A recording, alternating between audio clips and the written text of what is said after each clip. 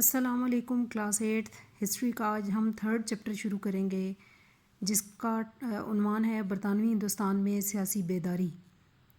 تو chapter number 3 کے long question ہم سٹارٹ کریں گے۔ سب سے پہلا لانگ کوسچن ہے مسلم لیگ کے قیام کا پس منظر اور مقاصد بیان کریں۔ تو بک کا پیج نمبر 28-29 کھولیں، وہاں پہ آپ کو اس کا آنسر ملے گا۔ پیج نمبر 28 آل انڈیا مسلم لیگ کا قیام، ساتھ ایئر بھی لکھا ہوا ہے 1906۔ اس سے پہلے آپ کو یہ پتہ ہونا چاہیے کہ 1857 کی جو وار آف انڈیپینڈنس ہوئی تھی، جس میں مسلمانوں اور ہندوؤں دونوں نے مل کر جو ہے وہ حصہ لیا تھا، اور انگریزوں کے خلاف یہ دونوں اقوام یہ جنگ ہار گئی تھیں، اور انگریز جو ہے اس کے بعد انہوں نے مسلمانوں کو ہر لحاظ سے، خاص طور پر اس جنگ کے بعد مسلمانوں کو بہت زیادہ تک دبایا تھا۔ مسٹر اے او ہیوم یہ انڈین سول سروس کے ایک اعلیٰ افسر تھے۔ ان کے ذہن میں یہ خیال آیا کہ بر صغیر کی جو عوام ہے اس کے انگریز حکومت کے ساتھ جو تعلقات ہیں وہ اتنے اچھے نہیں ہیں، لہٰذا عوام اور حکومت کے درمیان تعلقات کو قائم کرنے کے لیے آل انڈین نیشنل کانگریس کے نام سے ایک سیاسی ادارہ جو ہے وہ بنایا گیا۔ لیکن اس کے جو مفادات دیکھیں یا اس کے جو مقاصد اس ادارے کے قیام کے تھے وہ اگر دیکھیں تو وہ سارے اور سارے صرف اور صرف ہندوؤں کے لیے تھے، بلکہ نہ کہ جو ہے وہ مسلمانوں کے لیے۔ لہٰذا مسلمانوں کے دل میں یہ خواہش پیدا ہوئی کہ وہ ایک اپنی سیاسی جماعت بنائیں، لہٰذا انہوں نے آل انڈیا مسلم لیگ کے نام سے ایک ادارہ قائم کیا۔ مسلمان رہنماؤں کا ایک نمائندہ اجتماع اکتوبر 1901 میں جو ہے وہ لکھنؤ میں ہوا، جس میں یہ طے پایا کہ مسلمانوں کے لیے ایک سیاسی جماعت ہو جو ان کے معاشرتی حقوق کا تحفظ کرے اور جو ہے وہ ان کے سیاسی مفادات جو ہیں وہ ان کی بھی حفاظت کرے۔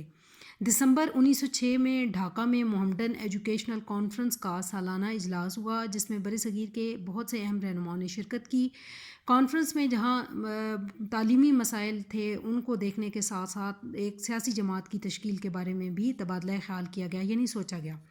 کانفرنس کے اختتام پر 30 دسمبر 1906 کو نواب وقار الملک کی صدارت میں ایک خاص اجلاس ہوا۔ اس اجلاس میں نواب سلیم اللہ خان نے آل انڈیا مسلم لیگ کے قیام کی قرارداد پیش کی، یعنی یہ جماعت جو ہے وہ 30 دسمبر 1906 کے خصوصی اجلاس کے بعد قائم ہوئی ہے۔ ٹھیک ہے، اب اس کے قیام کے جو بنیادی مقاصد ہیں وہ کیا ہیں؟ سب سے پہلا مقصد جو ہے وہ یہ ہے کہ برصغیر کے مسلمانوں کے سیاسی حقوق اور مفادات کی حفاظت کرنا، کیونکہ یہ جماعت جو ہے وہ مسلمانوں کے لیے قائم کی جا رہی تھی، لہٰذا اس کا بنیادی مقصد یہ تھا کہ مسلمانوں کو سیاسی لحاظ سے مضبوط کیا جائے، ان کے سیاسی حقوق اور ان کے سیاسی مفادات یعنی فائدے کی جو چیزیں ہیں ان کی حفاظت کی جائے۔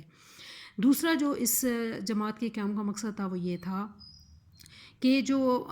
برصغیر کے مسلمان تھے وہ انگریزوں سے بہت زیادہ متنفر تھے، نفرت کرتے تھے، ان کے ساتھ ان کا اچھا دوستانہ رویہ بالکل بھی نہیں تھا، لہٰذا مسلمانوں میں برطانوی حکومت کے لیے مفاہمت اور وفاداری کا جذبہ پیدا کرنا، یہ اس جماعت کا جو ہے وہ دوسرا مقصد تھا۔ اس کے بعد اگر ہم یہ تیسرا مقصد دیکھیں تو وہ یہ تھا کہ برصغیر کی دوسری اقوام سے دوستانہ تعلقات قائم کرنا اور اتحاد کی راہیں تلاش کرنا۔ دوسری اقوام جس میں ہندو تھے، جن میں سکھ تھے، مسیحی تھی اور دوسرے کئی سے مذاہب سے تعلق رکھنے والے لوگ جو برصغیر کے اندر رہتے تھے، ان کے ساتھ مسلمانوں کا جو دوستانہ رویہ ہے وہ قائم کرنا اس جماعت کے قیام کا تیسرا مقصد تھا۔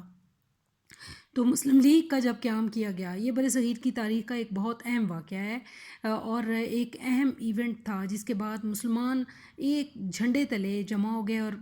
اس جماعت کے ساتھ مل کر متحد ہوئے اور انہوں نے ملک کے جو سیاسی معاملات تھے ان میں بھرپور حصہ لینا شروع کیا۔ صحیح معنوں میں حکمرانوں کے سامنے یا انگریزوں کے سامنے جو ہے مسلمانوں کی ترجمانی کی اس سیاسی جماعت نے، اور اس سیاسی جماعت نے جب اپنے مقصد کو اچیو کرنے کے لیے بہت زیادہ کوشش یا کاوش کی تو اس کے بعد 14 اگست 1947 کو پاکستان ہمارے سامنے دنیا کے نقشے پر جو ہے وہ نمودار ہوا ہے۔ تو یہ سیاسی جماعت جو تھی، یہ اس کے قیام کا ہونا بہت ضروری تھا۔ اگر یہ سیاسی جماعت نہ ہوتی تو مسلمان ایک جگہ اکٹھے نہ ہو سکتے اور نہ ہی اپنے جو مفادات ہیں یا اپنے حقوق ہیں ان کی حفاظت کر سکتے، لہٰذا اس سیاسی جماعت کے قیام نے مسلمانوں کو نہ صرف یکجا کرنے میں، اکٹھا کرنے میں، بلکہ اپنے لیے ایک علیحدہ ملک حاصل کرنے میں بھی بہت زیادہ حد تک کامیاب کیا۔ تو یہ آج آپ کا لانگ کوسچن نمبر 1 ہے۔ پیج نمبر 28-29 سے آپ نے اس کا یہ آنسر جو ہے وہ یاد کر لینا ہے۔ آل انڈیا مسلم لیگ کا قیام، پہلے تھوڑا سا اس کا انٹروڈکشن دینا ہے، اس کے بعد اس کے جو مفادات ہیں ان کو آپ نے، کیونکہ یہ شارٹ کوسچن کے اندر بھی ہیں، ان کو اب آپ نے اچھے طریقے سے یاد کر لینا ہے۔